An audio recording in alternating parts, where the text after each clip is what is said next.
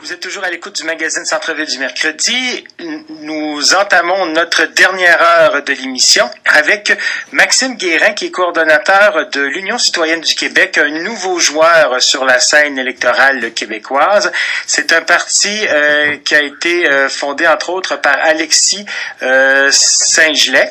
Et ça fonctionne pas. Donc, en fait, je vais quand même prendre le temps de présenter un petit peu ce parti. C'est un nouveau parti qui se définit, comme je l'ai dit un petit peu plus tôt, un parti qui se dit à la fois progressiste et fédéraliste. Maxime Guérin, est-ce que vous m'entendez?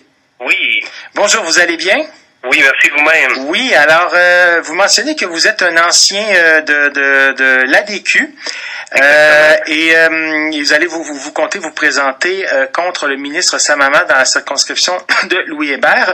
Et tout d'abord, pourquoi vous et vos collègues avez décidé de fonder un nouveau parti politique? Notre but primaire, en fait, c'est de pouvoir redonner la politique aux citoyens. On voulait offrir aussi une alternative au Parti libéral du Québec, qui se veut la seule maison politique pour les fédéralistes québécois. Dans le fond, ce qu'on essaie de faire, c'est de rejoindre les orphelins politiques et d'exploiter ce créneau-là du fédéralisme et du progressisme. On a souvent l'impression, en lisant les médias, puis même, je sais pas si vous avez lu la chronique de Richard Martineau, qui lui associait beaucoup les fédéralistes comme étant des gens dits de droite et que les souverainistes seraient plutôt de gauche. Si je comprends bien, vous trouvez que c'est un clivage qui est pas toujours très réaliste. Effectivement, on a un programme là qui montre clairement qu'on va être capable de faire du fédéralisme et du progressisme combiné. Oui, on peut travailler pour améliorer la Fédération canadienne, mais que pour l'instant, on a à l'intérieur de la province les compétences nécessaires pour mettre en place un État québécois qui serait par exemple plus vert, plus progressiste dans ses démarches étatiques au niveau des impositions, la taxation, ce genre de choses-là, la préservation du système de santé publique. On est capable de faire quelque chose à gauche tout en étant fédéraliste. Je pense au Parti libéral du Québec qui, eux, sont vraiment étaient partis avec l'idée plus fédéraliste, progressiste dans les années 80, mais qui, dans les dernières années, sont quand même assez éloignés de cette idée-là de progressisme, surtout avec les dernières décisions du gouvernement Charest, qui était en mode gestion de crise carrément. Là, on se rapproche quasiment des conservateurs d'Ottawa, si on veut. Vous êtes un ancien de l'ADQ. Et par rapport, là, les dossiers chauds actuellement est ce qu'on appelle la crise étudiante ou que certains appellent la crise éducation. Vous, quelle est votre position là-dessus? Notre position, elle est quand même assez simple. Ce qu'on souhaite, c'est vraiment quelque chose de négocié. Nous, ce qu'on déplore, c'est l'imposition de la loi 78. Ce qu'on déplore aussi, c'est la fausse poudre aux yeux qui a été envoyée aux gens, les fausses négociations. Tout le processus qui a été utilisé pour négocier, on dénonce ça de vive voix, puisque nous, on propose, c'est de tenir un sommet national sur l'éducation, sur la gestion universitaire, en indexant pour l'instant les frais de scolarité au coût de la vie. Nous, c'est notre proposition pour régler le conflit, mais en attendant qu'un vrai sommet se fasse, ce qu'on propose, ce serait vraiment de geler les frais de scolarité jusqu'à temps qu'on en arrive à une décision qui est vraiment négociée. Et si je comprends bien, également concerté par plusieurs des acteurs de la scène étudiante, universitaire, afin que tout le monde ait l'occasion de vraiment véritablement donner son point de vue, si je vous suis. Tout à fait, exactement. Nous, ce qu'on veut vraiment, c'est de la coopération et non l'imposition des forcés puis des gouvernementales qui sont vraiment sur une seule ligne et qui ne prend pas en considération toutes les demandes qui ont été faites. À quel moment avez-vous quitté l'ADQ? J'ai quitté l'ADQ officiellement, ça doit faire environ une dizaine de mois, l'expiration de la carte de membre, mais avant ça remonte après la chute de l'ADQ, je vous avouerai, aux dernières élections de 2008. Là, après la chute, la gestion du parti s'est beaucoup dissoute, puis moi, les idées me rejoignaient plus. Puis j'ai fait beaucoup plus une progression personnelle avec mon implication communautaire lors de mes études en droit à l'Université Laval. C'est vraiment une progression personnelle là, au point de vue politique qui m'a amené à délaisser de côté les idées adéquistes. Par rapport à l'ADQ, vous parlez d'implication au niveau communautaire. Est-ce que ça a déjà eu un discours comme le vôtre? A-t-il déjà eu sa place à l'ADQ? Parce que lorsqu'on voit le programme de l'ADQ, on voit beaucoup plus un programme de centre-droit qu'un programme pro-communautaire. Oui, il y a déjà eu une place pour ça, mais elle était très minime. Je vous avouerai que j'étais peut-être dans les seuls à penser comme ça. Je pense à mon collègue Alexis Saint-Gelais qui lui disait beaucoup plus à gauche que le PLQ. Moi, ce serait la même chose à l'ADQ. Mais c'est sûr que Romain s'est fait une décision dans mon cas. Là, j'ai vraiment changé d'idée suite à mon implication communautaire. Là, c'est vraiment un changement à 360 degrés. Si je comprends bien, vous avez pas vous avez pas digéré la fusion entre l'ADQ et le parti de François Legault qui est devenu la CAQ. Ça, si je comprends bien, ça ne vous rejoint pas du tout ce qu'on propose à l'heure actuelle avec ça. Ben, en fait, à ce moment-là, j'étais déjà peu ou pas impliqué à l'ADQ. En fait, j'en avais déjà le ras-le-bol. Après la course à la chefferie de l'ADQ, j'ai plutôt décroché. C'est sûr que la CAQ a commencé en ne mettant pas d'étiquette sur son parti. Puis tranquillement, pas vite, on s'est rendu compte qu'il y avait une course à l'argent. Puis tranquillement, pas vite, ils ont décidé de fusionner avec l'ADQ aussi. Rapidement, on peut associer la CAQ à l'ADQ, donc au centre-droit. Puis je pense que même si on veut faire la politique autrement, comme le dit M. Legault, je pense qu'on se ramasse dans les trois vieux partis, on se ramasse toujours avec l'idée de centre-droit de l'ADQ. Je pense que moi, ce que je cherchais vraiment avec mon implication à l'Union citoyenne du Québec, ça a vraiment été d'aller créer un parti qui va rejoindre les citoyens, qui est pour les citoyens, par les citoyens. C'est vraiment le but principal de notre parti. Là. C'est vraiment la progression dans cette idée-là. Avez-vous l'impression à l'heure actuelle qu'il y a beaucoup de partis sur la scène électorale? Il y en a sur la scène électorale elle-même, la scène plus officielle. Il y en a 4 principaux. Nous, on se rajoute, si on veut. On va devenir possiblement le 5e. Sinon, officiellement enregistré auprès du DGEQ, effectivement, il y a quand même beaucoup de partis politiques. Mais est-ce que c'est tous les partis politiques qui sont capables d'aller exploiter un créneau qui est non utilisé? Je pense que nous, c'est vraiment ce qui nous démarque, c'est qu'on utilise le fédéralisme progressiste. Puis je pense que c'est ce qui fait en sorte qu'on rejoint autant de gens aussi rapidement, qu'on va être capable de faire une belle campagne électorale aussi. Quand vous dites rejoindre beaucoup de gens, vous parlez de combien approximativement? Avez-vous une petite idée? Officiellement, chez les membres, on est 200, ce qui est quand même assez bon quand on se compare avec les partis qui naissent aussi rapidement que nous. Puis juste avant une campagne électorale, on est environ à 200 membres officiellement. Quand je parle de rejoindre des gens, je peux déjà dire qu'on a entre 15 et 20 candidats confirmés pour la prochaine élection. Puis on n'arrête pas de recevoir des demandes, on n'arrête pas de recevoir de l'information, etc. Donc on est quand même assez sollicité. Faut qu'on voit qu'on va rejoindre de plus en plus de gens. Je pense par exemple aux gens qui sont fédéralistes puis qui votent NPD, par exemple au fédéral, qui se ramassent dans la province puis qui là l'option est moins claire. Je pense qu'on est vraiment cette maison politique-là pour ces gens-là. Et par rapport, lorsqu'on parle au Québec de la gauche, on l'associe beaucoup à Québec solidaire. Et vous, avez-vous été tenté par ce parti? Malheureusement, je n'ai jamais été tenté par Québec solidaire pour 2 choses principales.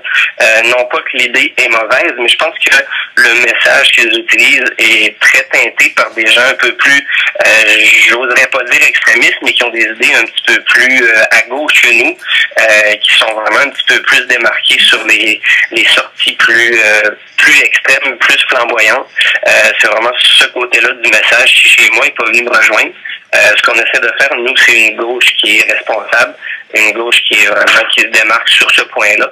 Puis aussi l'autre message qui est pas venu me rejoindre, c'est quand eux parlent de souveraineté. La souveraineté est indispensable pour que le progressisme ait lieu dans la région, dans la province, en fait.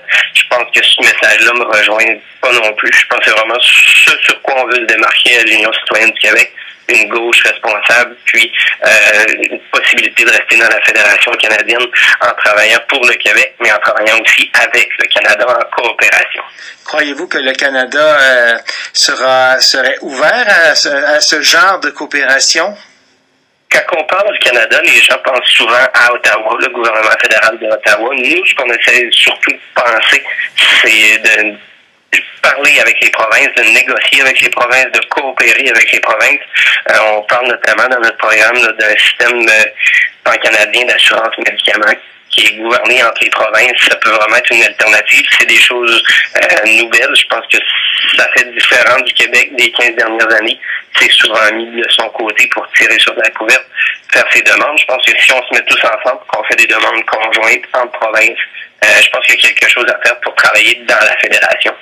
Et par rapport, lorsque vous parlez de gauche responsable, pouvez-vous élaborer là-dessus? Oui, facilement. Là, on parle dans notre programme, par exemple, sur la gestion, les gestions financières, toute l'esprit comptable de l'État, toute la réforme qu'on voudrait faire là-dedans, faire une gestion responsable. On parle aussi, je pense notamment à la gestion là, dans la crise étudiante, les frais de scolarité. Nous, ce qu'on prône avant tout, c'est vraiment de revoir la gestion universitaire de manière concrète. Je pense que c'est ça une gauche responsable. C'est une gauche qui veut aller faire des économies en améliorant ce qui est déjà en place, puis en cherchant à diversifier les choses, en diversifier l'économie.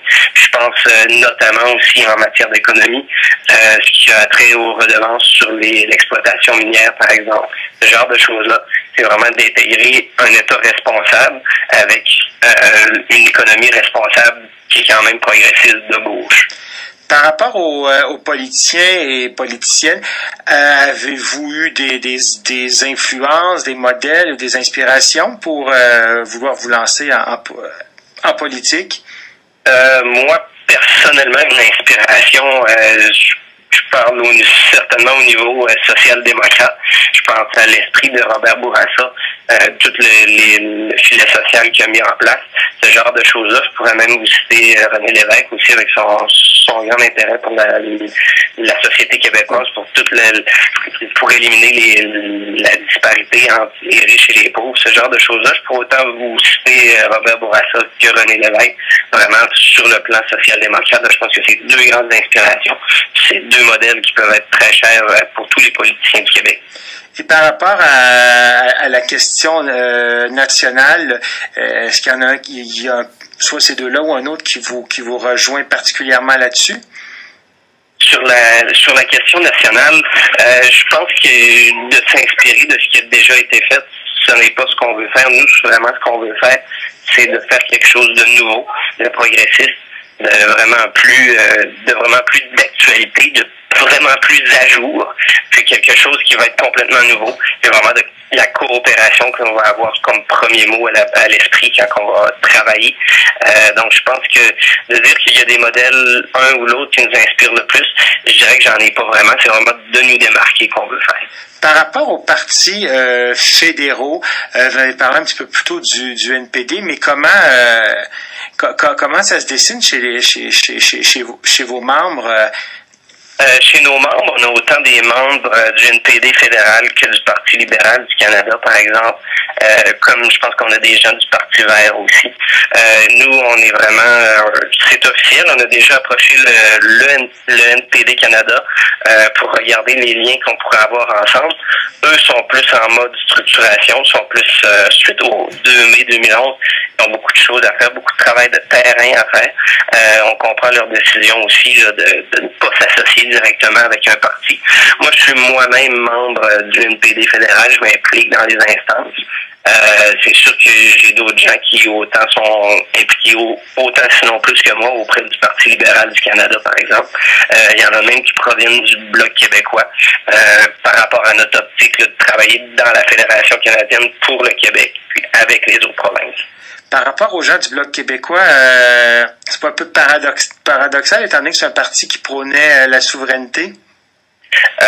Oui, ça peut l'être pour certains, mais ce que les gens ont voulu voir avant tout dans notre parti, ça a été vraiment de voir la question de remettre la politique aux citoyens, puis de travailler ensemble. Comme je vous disais, vraiment l'optique de travailler tous ensemble, les provinces ensemble pour un Québec fort, c'est venu rejoindre des gens qui étaient peut-être plus ou moins souverainistes, qui l'étaient maintenant, qui sont ralliés à notre idée d'un Canada qui coopère, puis d'un Québec qui coopère avec les autres provinces. Et par rapport, vous avez, entre autres, vous voulez vous démarquer au niveau, entre autres, de la gestion des ressources naturelles, le financement de l'éducation supérieure et l'environnement. Avez-vous élaboré des idées sur, par exemple, la culture, la culture? On a une commission politique qui est en train de travailler très fort. On a peut-être facilement une dizaine de membres très actifs sur ce comité-là. Pour l'instant, par exemple, sur la culture, ce qu'on cherche à faire, c'est de donner des reconnaissances, par exemple, au peuple amérindien, ou au peuple anglophone, etc., ou francophone aussi. C'est vraiment d'aller travailler dans ce sens-là. C'est sûr que notre commission politique est presque prête à rendre à ses membres les premières résolutions qui font partie du cœur du programme. Donc, dans les prochains jours, prochaines semaines, on devrait avoir un programme pour une campagne électorale qui devrait être fin prêt. Ceci étant, c'est sûr qu'on va avoir beaucoup de sujets à traiter. La culture en est un. C'est pas le plus élaboré pour l'instant, mais je peux vous dire d'emblée là, que nous, ce qu'on veut faire, c'est vraiment de donner une alternative aux gens qui votent pour le Parti libéral du Québec, mais qui n'ont pas d'autre option, donc qui sont orphelins, dans le fond, qui votent presque par obligation. Par rapport à la vision fédéraliste du Parti libéral du Québec, si on excluant par les autres aspects, trouvez-vous que leur fédéralisme est plus timoré que, par exemple, celui de l'époque de Bourassa? Leur fédéralisme actuellement est très centré sur le statu quo. Puis nous, c'est quelque chose qu'on veut changer, mais qu'on veut pas brusquer non plus. C'est sûr que nous, notre programme va contenir quelque chose à propos du fédéralisme, vraiment un fédéralisme de coopération. Puis je pense que le fédéralisme du Parti libéral du Québec laisse à désirer fortement. Pour des gens qui veulent s'impliquer dans la fédération, je pense que c'est assez décourageant pour eux d'aller voir au Parti libéral du Québec parce qu'il se passe pas grand-chose à part les ministres qui vont s'asseoir une fois de temps en temps au conseil de la fédération, puis au conseil de la santé, par exemple, entre ministres de la santé. Je pense qu'il se passe pas grand-chose, puis que le Québec devrait être un agent provocateur sur la scène fédérale. Et vous comptez présenter environ une dizaine de candidats. Ceux qui vous accuseraient de diviser le vote, qu'est-ce que vous leur répondez? Je leur répondrais que diviser le vote, c'est pas si réel que ça. Quand on pense que les fédéralistes sont vraiment comme seule option le Parti libéral du Québec, s'ils se pensent moindrement à gauche, ils vont nous rejoindre à peu près tout de suite. Du fait qu'on est vraiment la seule option sur la table, je pense pas qu'on divise le vote tant que ça. C'est vraiment qu'on exploite un créneau qui est pas utilisé. Je pense que diviser le vote, c'est un peu faire un affront à la démocratie. La démocratie existe pour qu'on puisse s'exprimer, puis que les gens qui ont une opinion puissent se présenter aux élections, puissent créer des instances politiques. Je pense que c'est vraiment quelque chose qui est très nécessaire à notre démocratie. Surtout que notre mode de scrutin actuel est un peu banal par rapport à ce que la démocratie pourrait nous offrir. Je pense vraiment qu'on ne divisera pas le vote. On fait qu'exploiter notre droit à la démocratie. Par rapport au mode de scrutin, qu'est-ce que vous aimeriez comme changement? On est justement en train de travailler là-dessus à notre commission politique. Ce qu'on souhaite, c'est beaucoup plus de représentativité. Pour l'instant, on est gouverné par le Parti libéral qui a été élu par à peine 30-33% de la population. Puis on a un gouvernement majoritaire en ce moment. Puis ce qu'ils font avec ce gouvernement majoritaire, c'est le genre de choses qu'un gouvernement qui devrait être élu par au moins 50% plus un des voix pourrait faire. Donc, je pense que ce serait vraiment de donner plus de représentativité. De là à vous dire comment, pour l'instant, on travaille beaucoup là-dessus. Les préférentiels, ce genre de choses-là sont étudiées. Mais c'est vraiment, on veut donner une chance aux plus petits partis de se faire élire. Puis, je pense que ce serait vraiment par une réforme du mode de scrutin que ce sera fait. Par rapport à des alliances possibles, parce que dernièrement, on a parlé entre différents partis, s'il y avait des alliances. Vous, est-ce que les partis avec lesquels vous seriez prêts à faire des alliances, soit sur la question du fédéralisme, ou soit sur la question du progressisme? Sur la question du progressisme, ce serait beaucoup plus facile, en fait. C'est pas une option que l'on considère personnellement. Je sais que nos programmes pourraient très bien s'accorder avec celui d'Option nationale, par exemple, mais de là à savoir est-ce que nos membres seraient prêts à travailler avec un parti qui prône absolument la souveraineté pour arriver à des fins progressistes, c'est là que la question peut bloquer. Moi, personnellement, ça me bloque. Je pense que de faire une alliance, ça peut être bien, mais est-ce que tout le monde va être capable de s'accorder tout le monde ensemble? C'est là que la question m'accroche. De là à savoir si c'est une possibilité à court terme. Présentement, il n'y a aucune négociation sur ce point. Puis je sais que du côté de Québec solidaire, Parti québécois, c'est officiel que les négociations se font plus ou moins bien s'il y en a. Donc, je pense qu'une alliance, c'est pas nécessairement ce que tout le monde souhaite. Mais si c'est possible, ça pourrait être tant mieux. Si on veut changer le gouvernement en place, ça pourrait être une bonne idée. Là, vous définissez comme progressiste et fédéraliste. Lorsqu'on amalgame les deux, si jamais il y en avait l'un des deux qui prenait le pas sur l'autre, qu'est-ce qui se passerait? Nous, ce qu'on veut vraiment faire, c'est de travailler pour que les deux cohabitent. Le programme est basé sur 4 piliers, vraiment l'environnement, le fédéralisme, le progressisme, entre autres. Donc, c'est dans nos valeurs fondamentales. Ce qu'on veut faire vraiment, c'est de travailler pour que les 4 piliers marchent ensemble, puis que tout marche ensemble. Donc, ce qu'on veut pas voir non plus, c'est le progressisme prendre par-dessus le fédéralisme ou l'inverse. Vraiment, ce qu'on veut, c'est de faire travailler les deux ensemble. C'est vraiment c'est ce qui va nous permettre de donner une alternative politique aux gens qui en ont pas actuellement. En terminant, vous vous présentez contre Samama dans la circonscription de Louis Hébert. Croyez-vous avoir des chances? Oui, ça fait plusieurs fois qu'on me pose la question. Je pense sincèrement avoir des chances sur le fait que les gens en ont ras-le-bol du Parti libéral du Québec. Les gens en ont ras-le-bol d'un conseil des ministres qui est fabriqué autour de gens qui ont des relations plus ou moins correctes à certains égards. Je pense que les gens ont besoin de changement. Puis les gens sont pas prêts à faire confiance à un parti comme Québec solidaire, par exemple, qui est un petit peu trop flamboyant pour certaines personnes. Je pense que nous, ce qu'on offre, c'est un parti qui est une alternative responsable, qui est assez bien ancré puis responsable pour faire un discours qui est rationnel, pragmatique. Je pense que les gens, s'ils veulent vraiment du changement dans une circonscription comme Louis Hébert, où on a un ministre qu'on voit depuis des années, puis qui travaille dans un conseil des ministres qui est vraiment qui laisse à désirer selon beaucoup de gens. Je pense que j'ai une place sur l'échiquier politique dans Louis Hébert. Je pense vraiment que je peux avoir des chances. Oui. Alors, Maxime Guérin, coordonnateur de l'Union citoyenne du Québec, merci beaucoup de cet entretien. C'est moi qui vous remercie.